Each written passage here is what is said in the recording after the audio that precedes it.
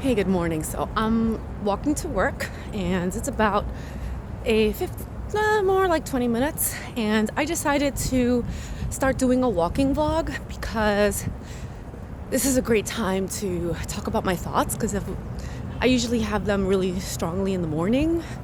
And throughout the day, my mind gets filled with other things like school, work, how I'm going to teach, all that other stuff. And even though I want to talk about that as well, I want to start off with the first thing that occurred to me this morning, and that is that a lot of my vlogs and videos lately have been me doing shopping vlogs, but it's not really a shopping vlog because I'm not buying anything per se, but I am looking at bags and luxury items at Saks Fifth Avenue.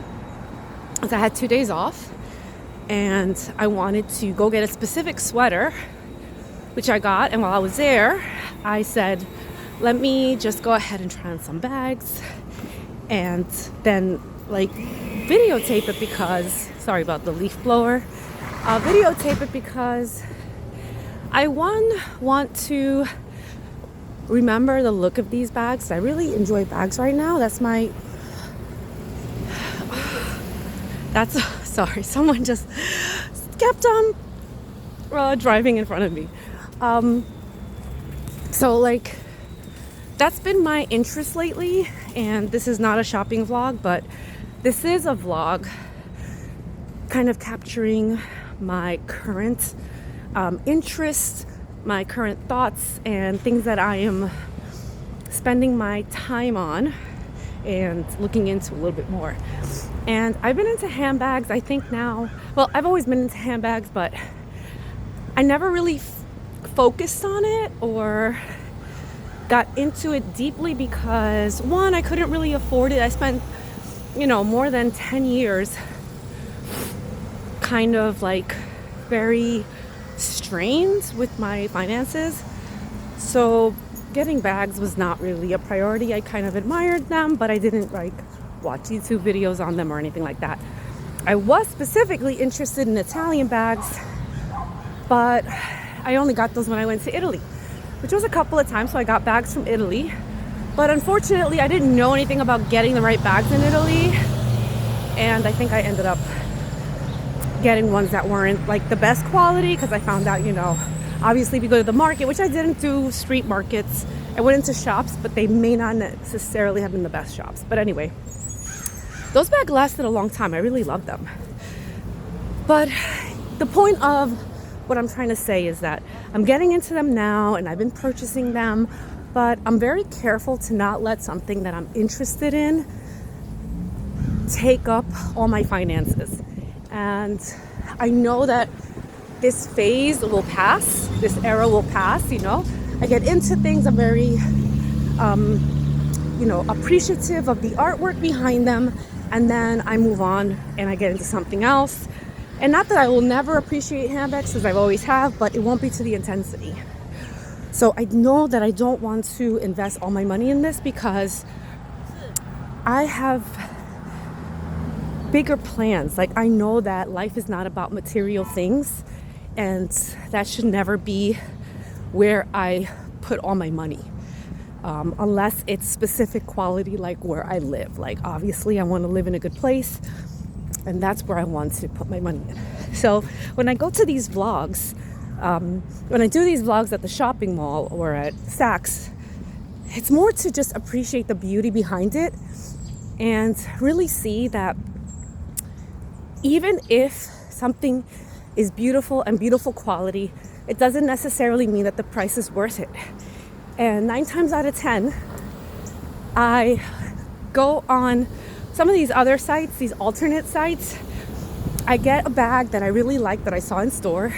I receive it, and it pretty much feels the same to me. I am not this bag expert that I'm going to tell the difference, nor do I feel I need to be.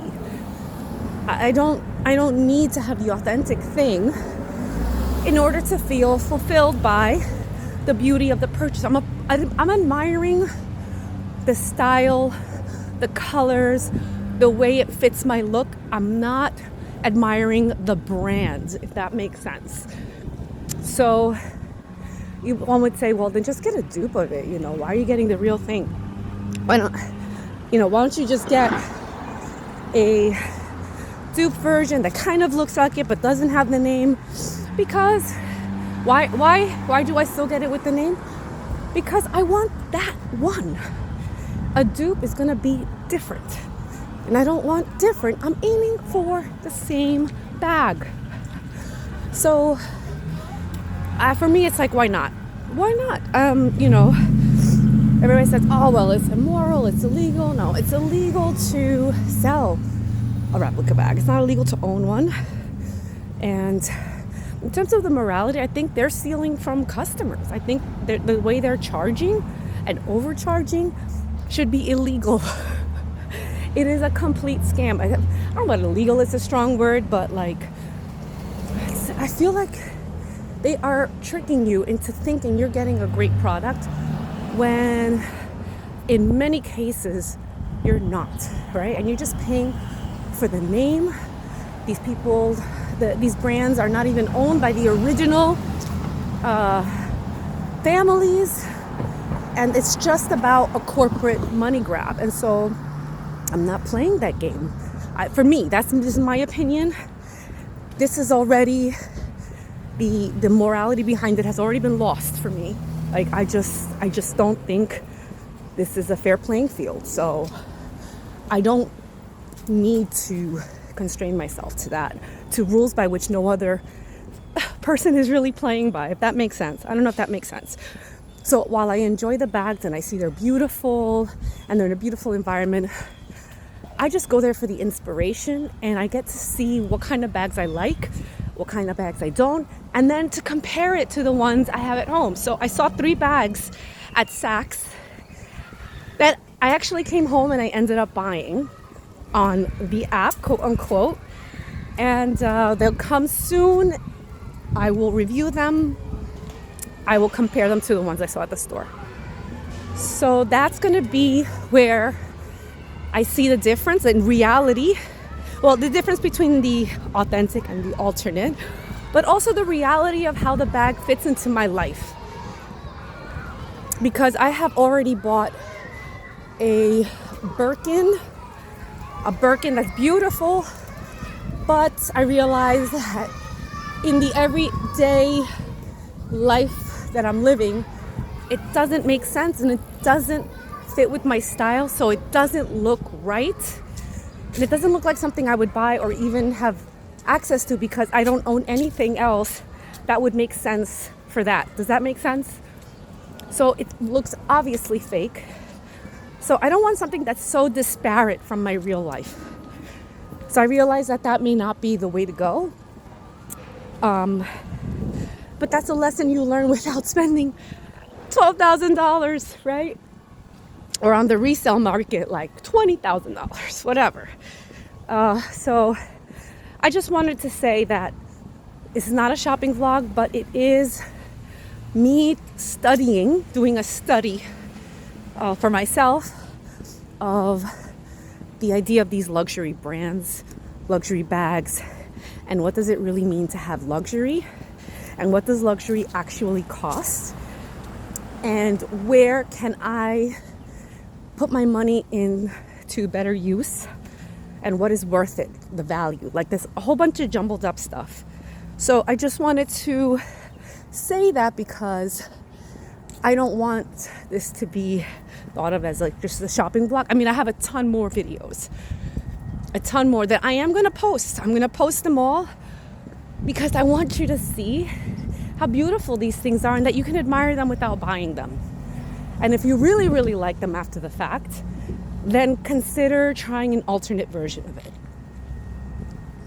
And then see how that works for you. And if you really, really, really like it, then maybe go through the process of purchasing a real one. But I would say, for me, after about a year, I kind of get over it. It's like, getting over a relationship, Give it some time. And that's when you really see whether it was worth it or not. And for me, Other than my Celine belt bag, I don't know. I have a Celine Ava, which I really love. That one I think will stand the test of time, but I didn't know that at the time. So imagine if I had bought some of these other bags and then had to resell them at a loss. So anyway, it's really cold, so I'm like, my nose is running. So anyway, those are my thoughts for today. I hope it made sense. Maybe I was a little rambly, but hopefully with time, as I do these walk-in talks, I guess we're gonna call them, I'll feel more comfortable and be able to speak a little bit more efficiently and eloquently as to my thoughts for that day. So have a great day. Bye.